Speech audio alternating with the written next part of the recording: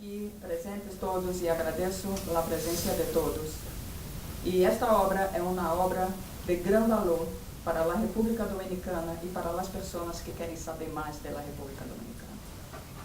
Meu nome é Semira de Miranda, eu sou co-diretora executiva interina de Global Foundation for Democracy and Development, que é uma instituição sem fins de lucros aqui nos Estados Unidos e que é irmã da Fundação Global Democracia e Desarrollo, FUNGLODE, em República Dominicana. Hoje temos a presença do autor desta obra, o senhor Jimmy Sierra. Graças, Jimmy, por estar aqui conosco. Igual.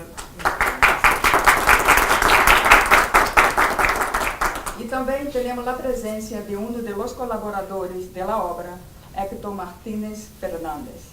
Graças. É importante ressaltar o nome de outros 3 colaboradores, que é Carlos José Penha, Reinaldo Disla e Leão Félix Batista. Graças a eles. E eu queria aqui, em nome de GFDD e FUNGLODE, agradecer a Noris Eusébio, diretora de editorial FUNGLODE, e a Leonete Rivera, presidente de Serigraf, a empresa encarregada da impressão da obra. Eles tiveram uma profunda dedicação para que esta publicação se pudesse realizar.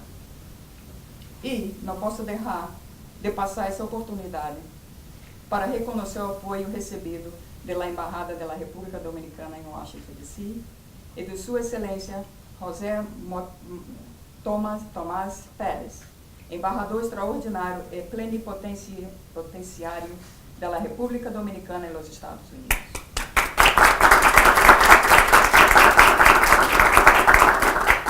E graças a Andy Martínez por toda a colaboração que tem com a Fundação. E muitas graças a Padre Matthew Carnes, que é diretor do Centro de Estudo Latino-Americano, CLAS, da Universidade de Georgetown. Queremos destacar a presença do embaixador, representante permanente alterno da missão ante da OEA, Eduardo Pérez Regis. E muitas graças a toda a comunidade dominicana, cultural e diplomáticos que acompanham nós outros hoje. Bueno, nós necessitamos um ano para poder falar de toda a cultura dominicana, ¿verdad? Entonces, pero vamos ter uns momentos muito interessantes. Vou passar a voz para o Padre Matthew, que vai ser o moderador dessa conversação. Sí. Bueno, bienvenidos a todos. Realmente es un gran placer tenerlos todos con nosotros aquí en Georgetown. Como saben ustedes, nosotros tenemos un gran compromiso con la República Dominicana a través de muchos años de haber trabajado en conjunto con el embajador, y gracias por su presencia hoy. Y también en este momento para colaborar con FUNGLODE, especialmente con los autores de este diccionario cultural dominicano, que es tan importante, que nos está dando una perspectiva sobre los distintos aspectos de la cultura dominicana y con una referencia a los actores y los hechos más importantes en esa historia. Entonces es un placer tenerlos aquí con nosotros hoy. Entonces lo que pienso hacer es dar la palabra a usted, al autor, primero en la lista, Jimmy Sierra, que ha coordinado todo esto, y después que tengamos una conversación sobre el aporte, ¿no? Pero es un gran placer tenerlos todos aquí. El libro es una iniciativa de Leonel Fernández. Una amistad de unos 50 años que tenemos, en donde él participó conmigo y Héctor y todos los colaboradores en actividades de teatro, televisión, cine, radiodramas, en literatura. Estuvimos en demasiadas actividades y un día él me dice, ¿por qué no tratamos de recoger toda esa experiencia en un diccionario? Y la idea me pareció fabulosa y acepté lo que él me dijo como un desafío, y el resultado ha sido este diccionario, que por supuesto no es una labor de una persona, sino de muchas personas.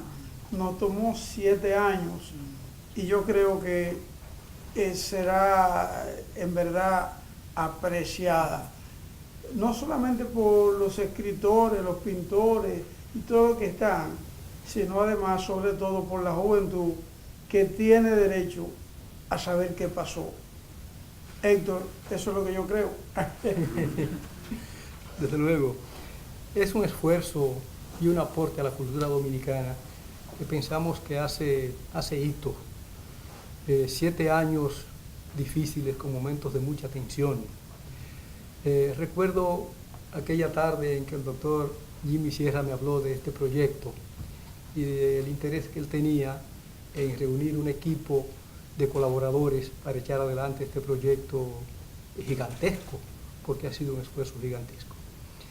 Y nos involucramos en este trabajo y recuerdo que con frecuencia me llamaba él, en el caso mío y así también con los demás colaboradores.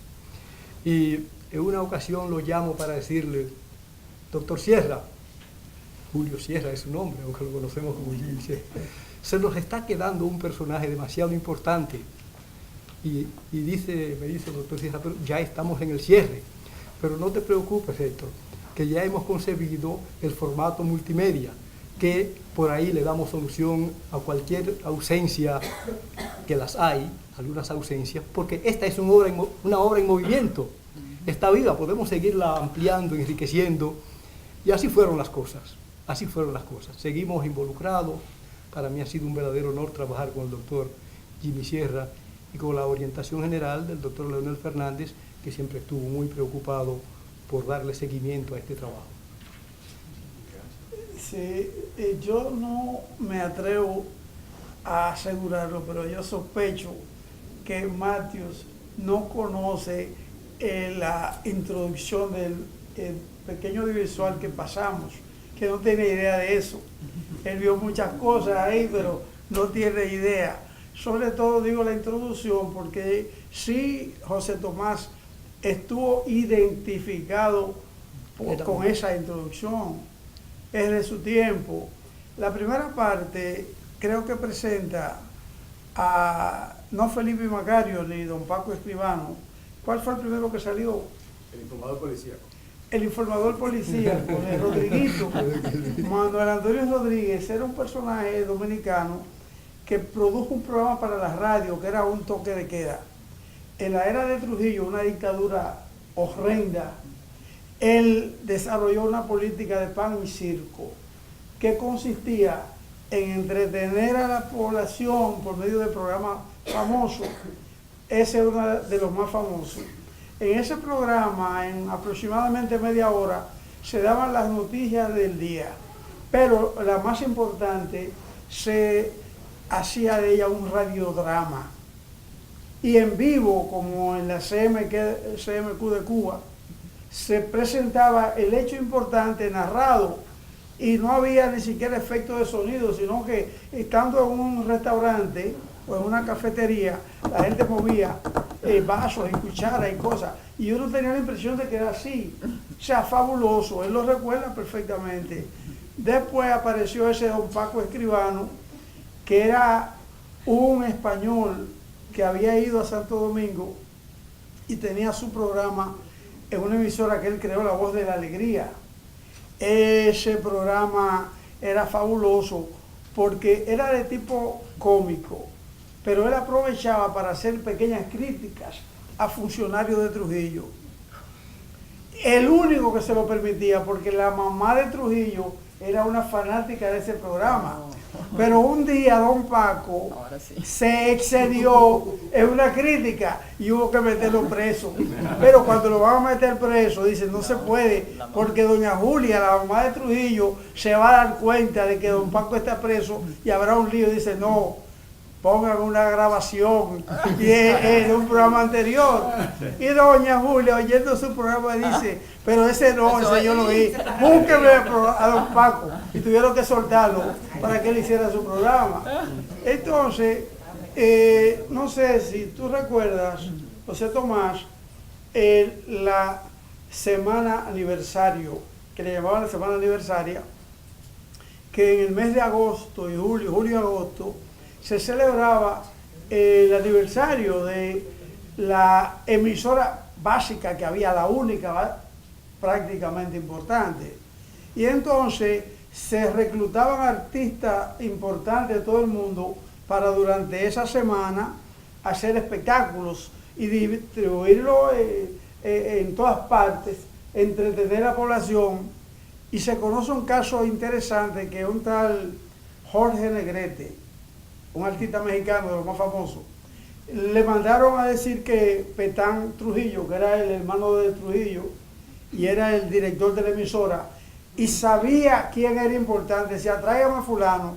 Cuando se lo dijeron a él, él le mandó a decir, yo no le mando y no le canto a un dictador. Y no quiso. Petán le había mandado un cheque en blanco diciendo, pon lo que tú quieras, que te voy a pagar lo que tú quieras. Y él dijo, no hay con qué pagarme, yo prefiero la libertad. Así decía él. Entonces, esta primera parte se puso y yo no estaba seguro de que esa primera parte se iba a poner porque pensaba que no había muchos dominicanos, pero sí los hay. Entonces esa es la idea. Cuando Héctor Martínez está hablando de la parte multimedia, una versión que también es una idea de Leonel, hay que decirlo. Sí. Después que está listo dijimos, pero se nos va a quedar mucha gente. No importa, vamos a hacer una multimedia en donde de manera permanente se pueda ir incorporando nuevas entradas, porque siempre se le queda gente a uno importante. Por ejemplo, a nosotros se nos quedó un escritor que yo no conocía como escritor, sino como un teórico de la política. Y ese teórico de la política me atrapa y me dice, estoy ahora publicando mi novela y te la voy a mandar. Y él está aquí, es José Tomás Pérez.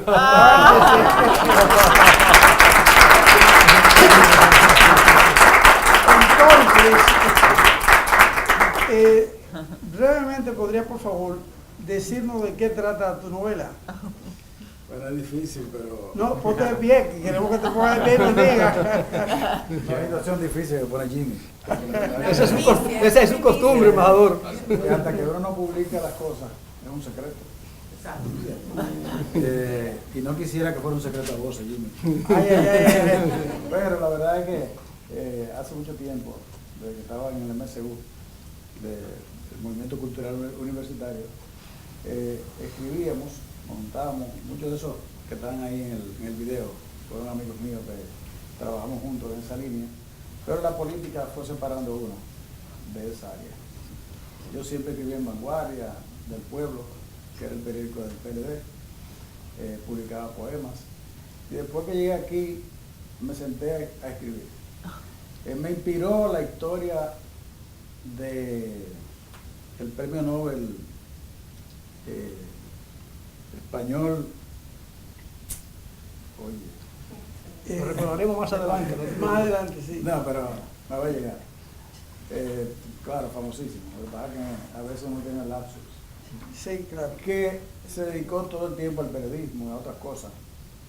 Y a los 60 años dijo que iba a dedicarse a escribir novelas. Y empezó a escribir novelas y a los 80 años ganó su premio Nobel. Wow. Es decir, a diferencia de lo que ha pasado con la mayoría de los novelistas y escritores que empiezan muy jóvenes, digo, él empezó joven a escribir otras cosas, pero no a descollar en ese tipo de arte. Y leer la biografía de él y algunas de sus obras me inspiró para decir, bueno, pero yo puedo hacer lo mismo, todavía hay tiempo. Y la verdad es que te voy a decir algo. Quizá lo mejor es empezar después que uno ha terminado.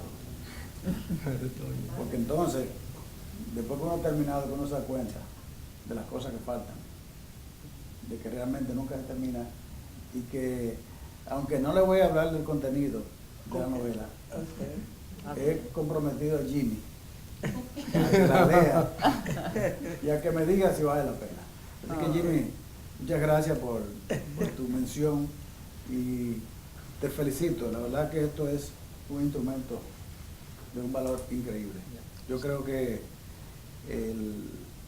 la idea de llevar esto a convertirse en una especie de Wikipedia cultural dominicana es brillante. Y es la forma de que vaya creciendo, porque no solamente son los los nombres que se están olvidados, sino los que van a surgir Así es. y los que van a seguir surgiendo. Así es. Entre los cuales espero estar yo también.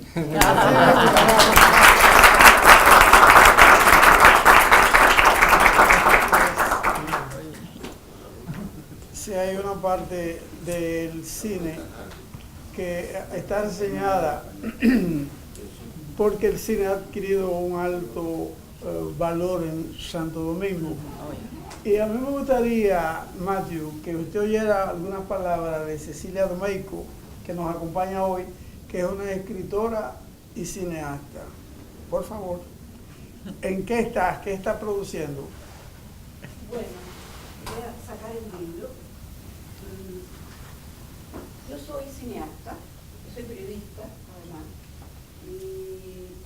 pero me resonaron un poco las palabras que cuando uno termina, uno empieza, porque yo empecé mi labor como novelista un poco tarde, ¿no? No fue cuando joven, aunque escribí muchas cosas, ficción, pero no novelas. Y hace 2 años empecé a escribir, acabo de publicar esta novela que se llama Sacrificio en la Frontera. Es una historia de una mujer que cuando cruza la frontera le pasan cosas terribles. El tema central de la novela es el tráfico infantil, el tráfico de órganos. Es un tema muy cruento, desgarrador, pero quiero enfatizar que está encapsulado dentro de una historia humana.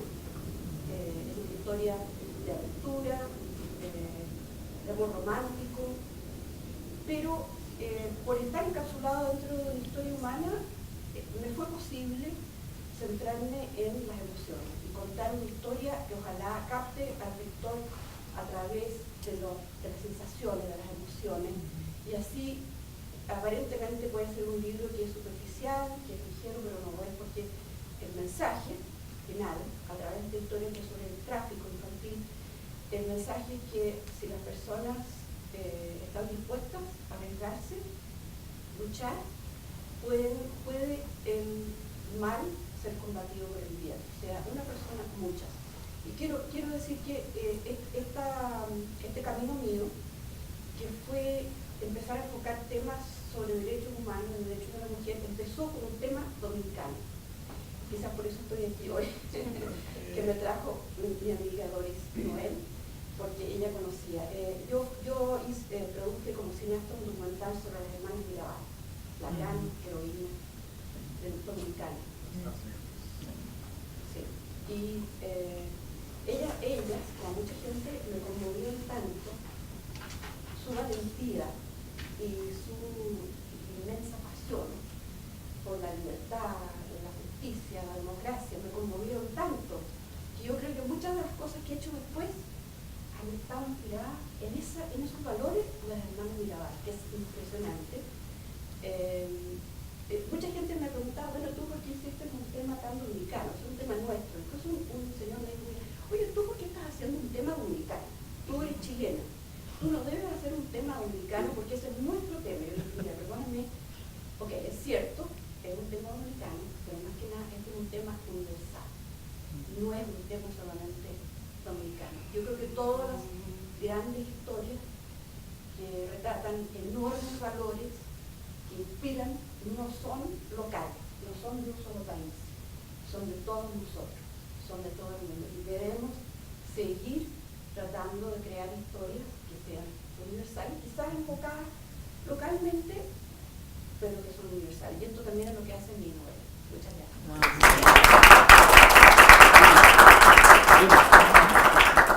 No, simplemente para corregir el lapso. Primero no es español, sino portugués. José Saramago. Eso lo he dicho, Ok, César Amaro. Saramago. A propósito de la corrección que él hace poco estuvimos en Santiago, una ciudad de Santo Domingo, la segunda, reunido Mateo Morrison, Eladio Uribe y yo, y faltó Héctor Martínez, que fuimos los 4 secretarios históricos generales del MCU. Y Eladio me dijo que tú habías estado en su periodo. Y realmente me gustaría que Martínez diga qué fue el MCU. Bueno, yo llegué a la Universidad Autónoma, y me voy a adelantar mi edad, Llegué en el 69 como estudiante. Y salió algún volantito, circuló, me cayó en las manos y era una invitación que hacía el MCU, o sea, el Movimiento Cultural Universitario, llamando a una asamblea o algo así. Cuando me acerco, al frente está Jimmy Sierra, que entonces era estudiante de Derecho, de términos. No, de términos todavía. Pero algo. Sí. Y por ahí comenzó mi acercamiento. Recuerdo que en esos años nos visitó don Pedro Mir, hicimos actividades, organizamos festivales, congresos de cultura, etc.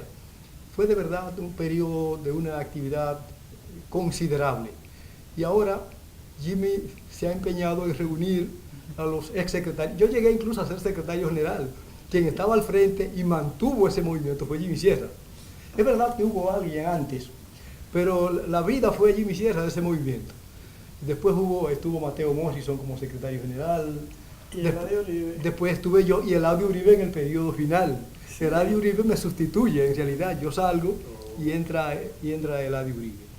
Pero este esfuerzo del doctor Sierra por recuperar la historia, que tiene que ver también con el diccionario, ahora de reunir a los exsecretarios, rastrear qué cosa fue el MCU, y hasta escribir una historia del MSU incluso más amplia de lo que tenemos en el diccionario, me parece un gesto verdaderamente digno de un historiador.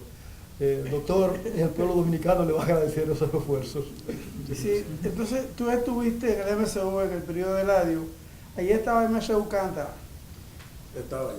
Sí, estamos hablando de Manuel Jiménez, uno de los cantautores más importantes del país, Enrique Félix, Nanún también. Sí, tres de los artistas más importantes, porque el MSU, el Movimiento Cultural Universitario, tenía una sección de literatura, una sección de teatro, una sección de artes plásticas, una de ballet o baile folclórica, uno de coro, y durante los llamados 12 años del doctor Balaguer, que fueron los que nos tocó dirigir eso, tuvo una fuerza tal que en un evento que nosotros desarrollamos, que se llamó Primer Festival de la Cultura Popular, fue un evento que voy a permitirme narrarle en 2 minutos cómo fue. Freddy Veras Goico y Johnny Ventura fueron encargados por el secretario de Turismo del momento, que se llamaba don Ángel Miolán, para que llamara a todas las organizaciones culturales a contribuir con un festival que iban a hacer que se llamaba Semana Dominico Boricua. Era a final de julio. Y nos llamaron a todos. El MSU era el que dirigía todos los clubes culturales. Lo invitó allá y llenamos eso. Y Johnny Ventura comenzó diciendo que quería la colaboración de todos los grupos, etc. Pero Freddy a veces era un poco deslenguado, igual que don Álvaro. Y entonces don Freddy, cuando le toca, dice, no, dejémonos de vaina. Lo que nosotros queremos es que ustedes le enseñen a los turistas que vienen dónde está Herminia y dónde está el Tronco y Agua Fría. Es decir, los prostíbulos. Oye, entonces yo me paré y comencé a decirle que era insólito que nos invitara a ofrecer nuestras hermanas, nuestras amigas a los turistas, etcétera.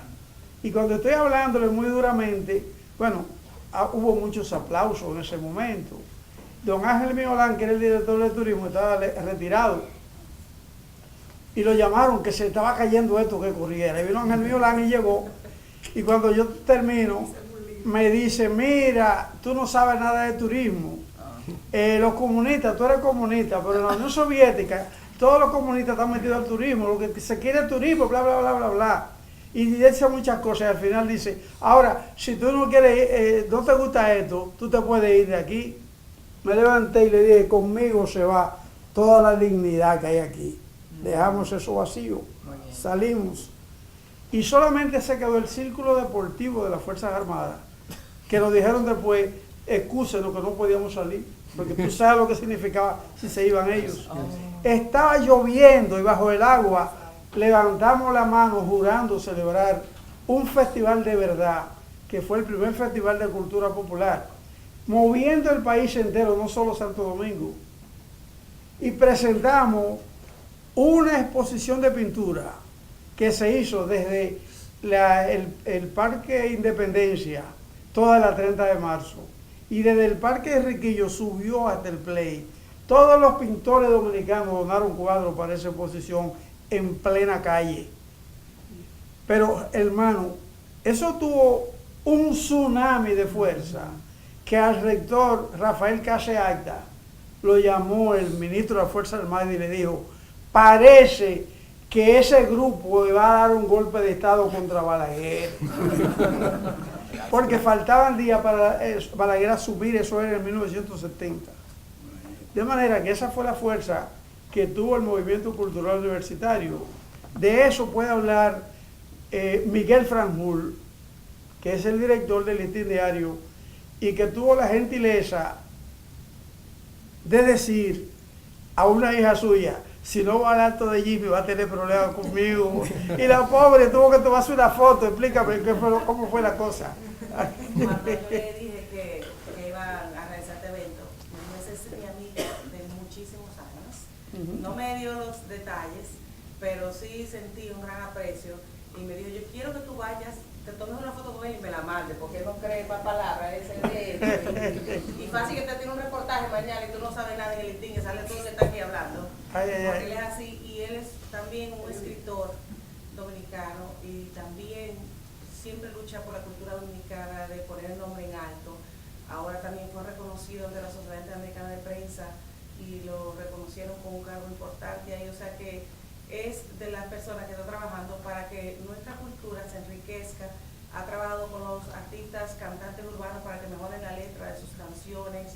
También ha hecho un programa a través del listín para enseñar a la gente a leer y escribir. O sea que este es el tipo de obras y de trabajo que él lo conmueve, porque resalta todo lo bueno que tenemos y él está trabajando para que tengamos más. Así que yo muy orgullosa de estar aquí. Gracias. Porque hay algo que decir sobre esta publicación, y es el carácter, digamos, ecuánime. Nada de revanchismo, nada de, digamos, de machismo. Es una obra serena. Aquí, como ustedes pudieron ver, aparece Joaquín Balaguer, Peña Gómez. En fin, es una obra en realidad que está hecha sin espíritu sectario, ¿verdad? Hecha con una profesionalidad, con un verdadero espíritu de investigación. Aquí no hay sesgos, no hay privilegios partidarios ni políticos. Este está concebido como un aporte a la cultura dominicana. Héctor, una pregunta, Jimmy. Sí. ¿Tú puedes describir un poquito cómo fue el proceso de encontrar todos estos personajes y escribir los que no tenían biografías? O sea, ¿cómo fue todo esto? Bueno, a menudo el diccionario se hace en equipo. De Rufino Martínez, diccionario histórico dominicano que publicó Rufino Martínez, tiene los principales personajes de la historia hasta la Primera República, más o menos, hasta la Segunda República. Él lo hizo él solo y se tomó más de 25 años para hacer eso. En cambio, nosotros al tercer año habíamos terminado, porque yo puse a 4 canallas más. De la A a la D, y así, y yo cogí un pedacito solamente. Lo que hice después fue que hice un ensamblaje de todo y una discriminación. Porque cuando estamos hablando de la parte interactiva que viene, ya está prácticamente lista. Se va a publicar una dirección electrónica en donde tú podrás mandar tu biografía, tu foto, todo, y nosotros vamos a incorporarla. Pero en la primera parte, claro, eso sale también en la segunda edición. La segunda edición. ¿Tú quieres participar? Levántate, dime. No, yo digo que está bien que haya un segundo volumen. Claro, claro. Pero antes del segundo volumen ya va a estar en línea. Tú podrás por internet entrar a la enciclopedia. ¿Cuándo entra en línea? En menos de un mes y medio. Ah, pues ya. No está, porque ya está casi lista. Pero la ¿Algún página... nombre? Sí, exactamente el mismo. Pero la página en una semana seguro va a estar en el aire para tú, cualquier objeción que tú tengas, observación, porque además de omisiones hay otras cosas. Matthews, usted es de acá, de Washington, No, soy de California. de California. Sí. ¿Me podría decir si usted ha visto por ahí algún diccionario o algo sobre California o algo así? De lo que sepa, no. Puede ser que hay, pero no sé. Ok, porque el doctor Fernández, que cuando el Martínez dice que la obra no tiene tendencias Sí. ni inclinaciones de ningún tipo, es abierta. O sea, ahí es más. Hay gente que me acusó de que yo estaba poniendo muchos tipos de la oposición, porque ahí está Milagro Ortiz Bosch, que es del PRM, Peña Gómez, etcétera. Entonces, yo creo que sí, que debe haber, porque yo vi uno de España, Diccionario Cultural de España, y vi otro del Caribe. Ambos lo discutimos el doctor Fernández y yo. Entonces, Luis, por favor, sí. Yo quiero que tú me digas qué pasó en París, porque en París esa idea no se me ocurrió, ni mucho menos.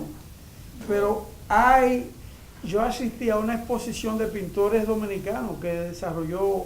Eso fue el Salón de Otoño, ¿no? Que estuvo, Así es. sí. Explícame eso, por favor. Bueno, Párate, ponte de no, pie. no me ponga. Dime algo. Eso hace No, mucho no. tiempo. ¿Cómo que no me Yo ponga? le decía a Angie que yo le tengo un gran aprecio al señor Jimmy Sierra porque compartimos en la embajada en París hace unos 19 años.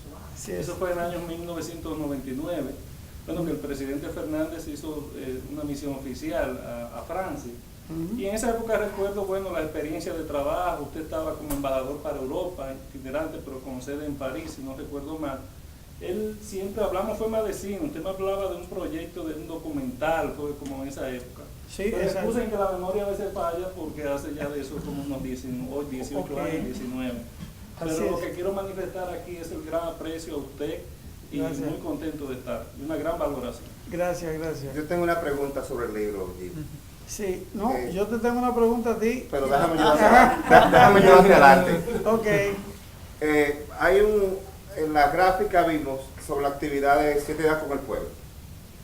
Entonces, en esa época, Latinoamérica huelía y era pintada por sangre, con sus artistas preferidos como Stroessner, Videla, Allende y por supuesto Kissinger.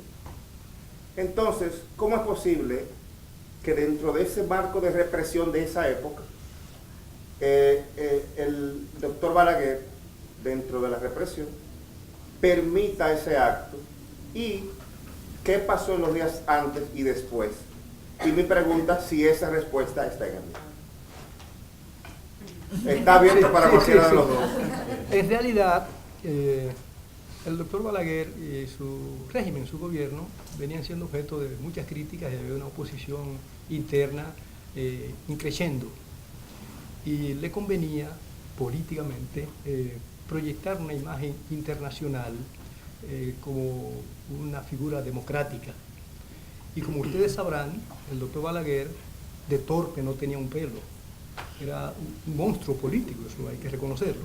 Y concibió él y su equipo, porque tenía un equipo también formidable, intelectuales, concibieron que la aceptación de ese evento internacional podría redundar en beneficio de su imagen política, de la imagen de su régimen, y efectivamente lo permitieron. Y aquello fue, yo creo que la palabra tsunami en el plano cultural se queda. Yo pienso que es el evento cultural más trascendente que registra la historia dominicana, por lo menos de un par de siglos. Se le puede llamar el Woodstock dominicano. Sí, eso fue un acontecimiento verdaderamente. Nosotros, y sirvió de plataforma para lanzar artistas. Por Que supuesto. ya son históricos, como Silvio Rodríguez. Nosotros estuvimos, así mismo, señor Mado, estuvimos involucrados en la organización, en el corre-corre y demás, Y recuerdo que aquellos artistas cubanos, Silvio Rodríguez y demás,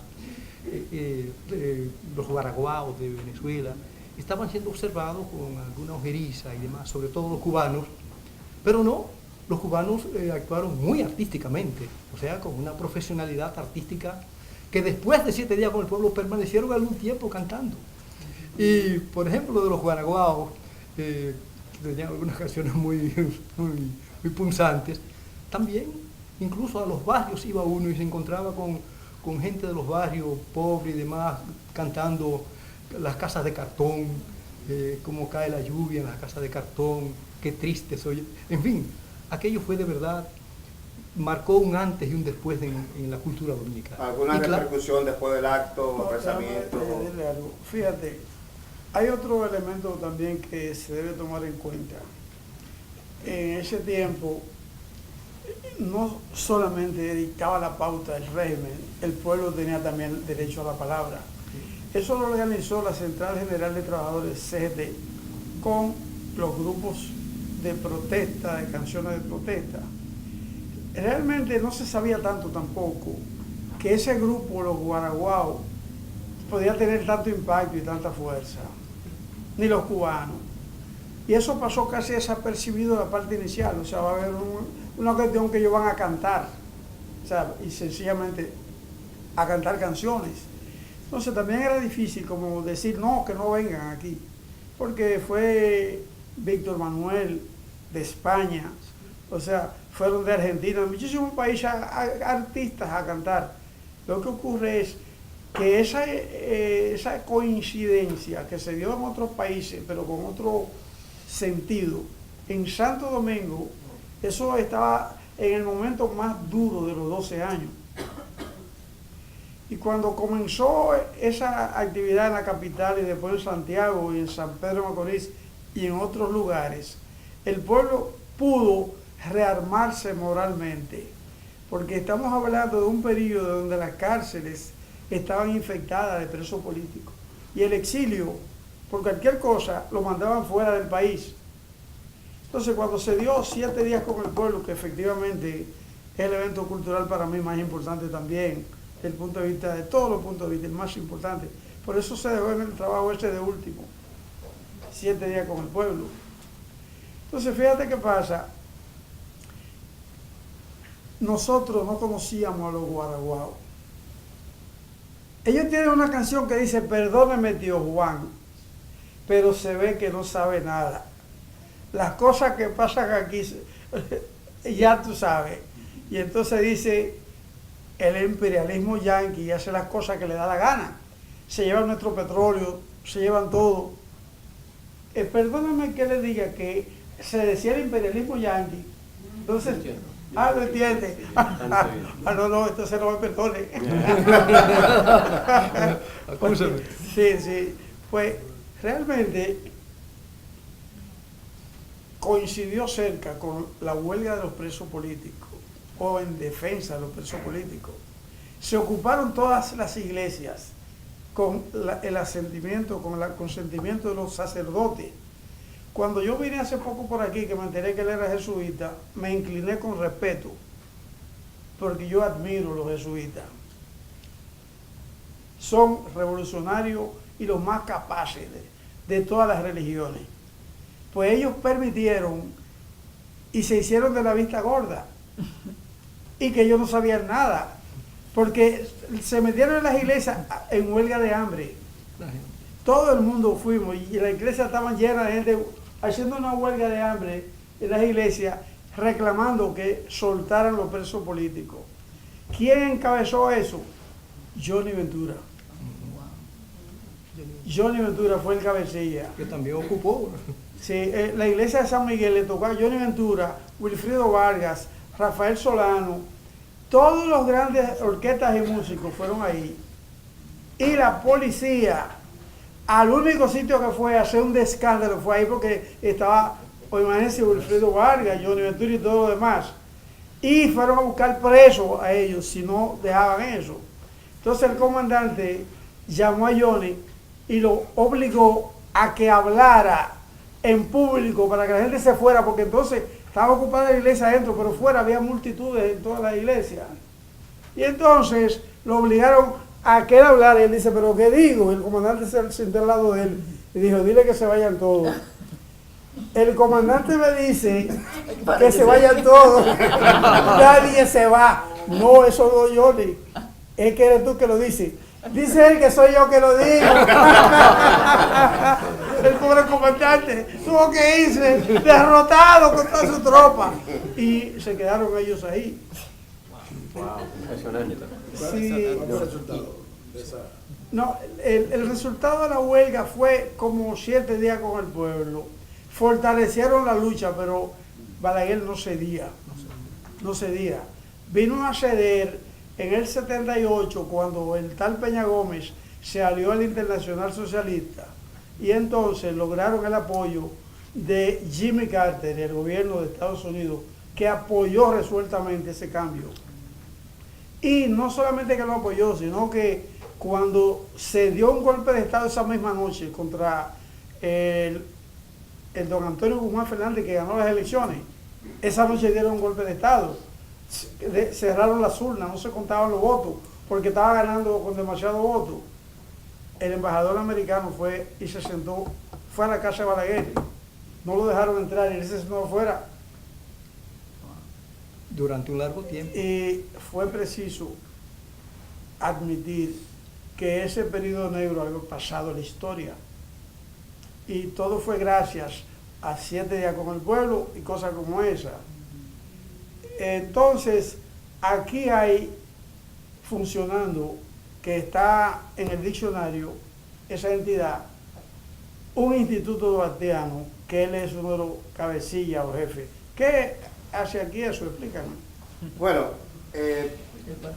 no aquí, la misión principal del Instituto Duartiano y la filial aquí en Washington, yo soy secretario general, Eduardo Vocal y los demás compañeros que no están aquí hoy, una futura miembro acá, es principalmente la difusión de la obra y pensamiento de Duarte. Ahora nosotros en esa misión estamos fracasando. Responsablemente yo lo digo, no estamos llevando el mensaje como se debería. Duarte tiene que ser puesto en un pedestal, pero lo hemos puesto tan alto que ya no lo vemos ni lo tocamos. Duarte tiene que ser devuelto a las masas. Se tiene que hablar de Duarte. Y tiene que salir de los sacos y corbatas y quizá llegar a los tenis y los jeans. Entonces, hay muchos proyectos, hay muchos, por eso usted ve ese irrespeto que se han visto últimamente, como don Álvaro, que se le fue la chaveta un poco, diría yo. Pero los mismos que critican a don Álvaro, por ejemplo, van aquí a la OEA y ven una bandera haitiana exactamente arriba del busto de Duarte y no dicen nada. No se inmutan. Y eso lo hablamos, lo denunciamos y no se dice nada. Entonces tenemos que tener un instituto duartiano con fuerza suficiente, quizás renovado, responsablemente lo digo. Quizás no sea yo, quizás tiene que venir otra gente, quizás tengamos que ser sustituidos, porque no estamos haciendo el trabajo, según mi entender. Pero lo que tú dices que han fracasado ustedes como instituto Bueno, duartiano o a quién tú te refieres? Bueno, si tú le preguntas a una persona, a un estudiante de 8º curso en qué año nació Duarte, él no sabe. Por fracaso entonces. Espérate, perdón. Si tú permites, por ejemplo, que entidades que tienen que ver con la fusión vayan a las aulas dominicanas, y tú, ok, porque es una democracia, pero también nosotros deberíamos ir. Entonces, en ese sentido, hemos fracasado. Quizá en la prensa no, quizá en las fotos no, pero en la realidad quizás sí. Y conste que esta es mi opinión personal. Gracias. No representa la final, es mía personal. Gracias. Y solo para, no, es que estamos al punto en que tenemos que terminar, porque aquí en la universidad tenemos otras funciones, en esta misma sala, perdón, pero no tenemos tiempo. Pero quiero solamente para agradecer otra vez a este diccionario que nos ayuda mucho, porque nos da una perspectiva y después una referencia sobre distintos actores, y eso abre la comunicación, abre la conversación, que seguramente va a continuar después de este momento también, de que continúen sus conversaciones entre sí Y será un gusto la próxima vez que podamos darles la bienvenida aquí cuando lleguen a Georgetown, porque siempre es un placer recibirlos. Gracias a todos y les felicitamos.